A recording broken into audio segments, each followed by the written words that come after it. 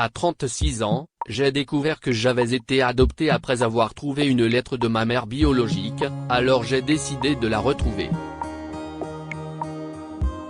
Mais quand j'ai enfin réussi, quelque chose d'inattendu s'est produit. Je n'avais aucune idée de ce qu'il fallait faire. J'avais 36 ans quand mes parents sont morts. Mon père a été le premier à mourir. Il s'en est allé d'une crise cardiaque dans son sommeil. Ma mère a suivi 2 mois plus tard, comme si elle ne pouvait plus vivre sans lui. Si est assez beau, d'une certaine façon. Une façon douce amère. Cependant, j'étais leur fils unique, et c'était à moi de tout organiser. J'ai fait le tri dans leur maison, en commençant par les documents importants et les comptes qui devaient être réglés. Mon plan était de m'y installer, puisque leur maison était maintenant la mienne et que je pouvais arrêter de dépenser de l'argent en loyer. Cependant, il y avait un document que je ne m'attendais pas à trouver.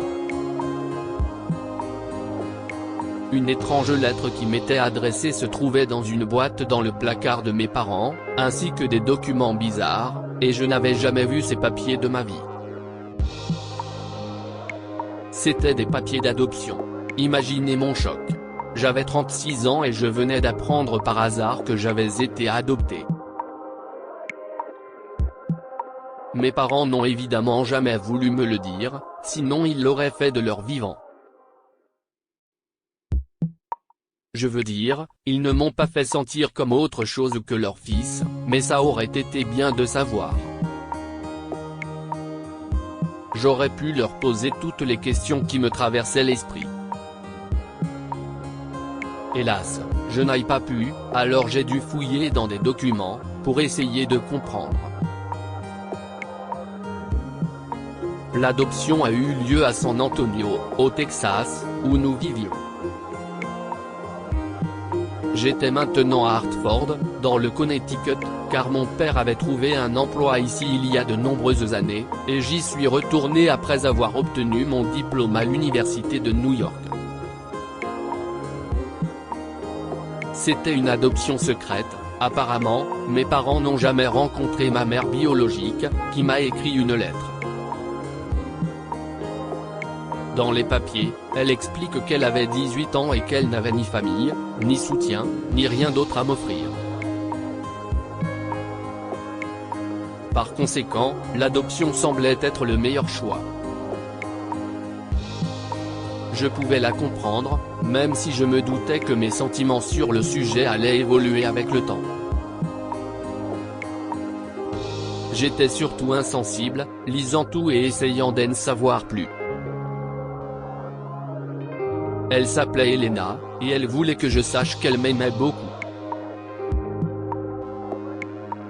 Je t'abandonne uniquement parce que je t'aime profondément et que je veux que tu aies la meilleure vie possible.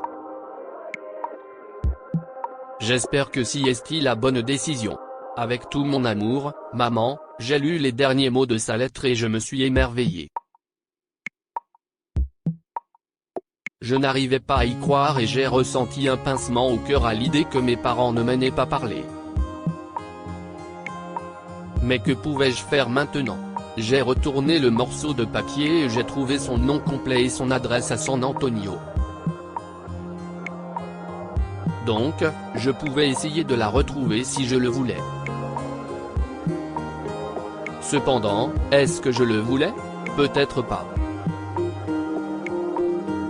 Cela lui ferait-il mal de me voir? Cela me ferait-il mal de la voir? J'étais tellement troublé. J'ai donc remis tous les documents et la lettre dans la boîte et j'ai continué à trier les affaires de mes parents. Je reviendrai plus tard sur ce problème.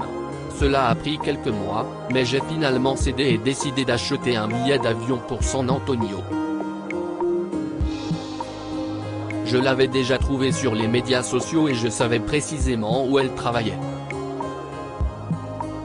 Elle était serveuse barista dans un café. J'y suis donc allé directement après avoir loué une voiture à l'aéroport.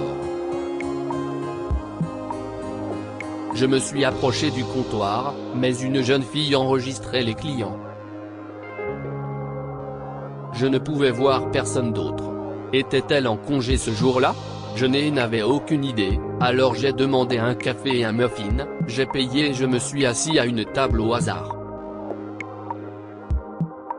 J'étais concentré sur mon téléphone pendant quelques minutes jusqu'à ce que Jen ait une voix douce avec un soupçon d'accent latino. Hey, là, mon cœur.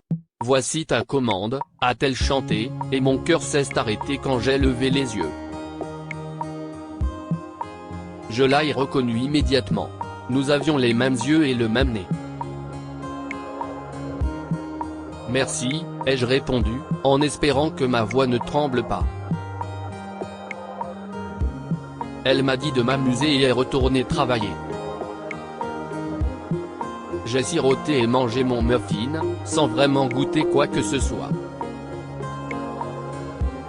J'essayais de la regarder sans que cela soit évident. J'ai échoué car elle venait souvent à la table et me demandait si je voulais autre chose. J'ai continué à commander des sucreries et j'ai bu 4 tasses de café cet après-midi-là. Mais je suis finalement parti et je suis resté à l'hôtel. Le lendemain, je suis retourné au café avec mon ordinateur portable et j'ai travaillé à partir de là. Du moins, c'était une excellente excuse pour rester là toute la journée. Je lui ai parlé davantage, et à la fin de son service, j'ai engagé la conversation, et elle s'est assise avec moi. Elle m'a posé des questions sur ma vie et mon travail, et j'ai répondu que c'était plutôt ennuyeux. La mienne aussi, en fait, a dit Elena. Elle s'est mariée à la trentaine, mais son mari est parti quand elle n'a pas réussi à tomber enceinte, alors maintenant elle est seule. Mais elle était assez heureuse. Elle aimait son travail et possédait une maison, donc c'était bien. J'étais content pour elle. J'ai continué à venir jour après jour pendant 2 semaines d'affilée. J'ai appris quelque chose de nouveau sur elle à chaque fois, et je suis parti en me sentant bien. Mais j'ai finalement dû rentrer chez moi. Cependant, une fois de retour à Hartford, j'ai réalisé que je ne voulais plus être là. Mes parents me manquaient terriblement. Je vivais seul. Maintenant, j'étais sans attache, sans autre famille pour me soutenir ou me tenir compagnie. Être près d'Elena me permettait de me recentrer. Alors, j'ai mis la maison de mes parents en vente et j'ai déménagé au Texas. Mon travail était à distance, donc cela n'était pas un problème. Je pouvais partir immédiatement après avoir dit à l'agent immobilier que je lui faisais confiance pour tout gérer. Mon client préféré. Où étiez-vous, Anthony? Elena m'a salué lorsque j'ai fait marche arrière jusqu'au café. J'ai souri et me suis assis, commandant mon déjeuner habituel. J'ai dû arranger certaines choses, mais vous me verrez souvent à partir de maintenant, lui ai-je dit en souriant effrontément. Bien, je reviens tout de suite avec votre commande, a-t-elle répondu et elle est partie préparer du café. Mon sourire est resté en place tandis que je la regardais manipuler la machine, et j'ai réalisé que j'allais bientôt devoir lui dire la vérité. Mais est-ce que je pouvais le faire? Devrais-je lui dire que je suis le bébé qu'elle a donné en adoption? Que feriez-vous? Si vous avez aimé cette histoire, vous aimerez peut-être celle d'une mère célibataire de 3 enfants qui se fait licencier, son jeune fils rend visite à son ex-patron pour prendre sa défense. Abonnez-vous à Mon Mama sur Google News.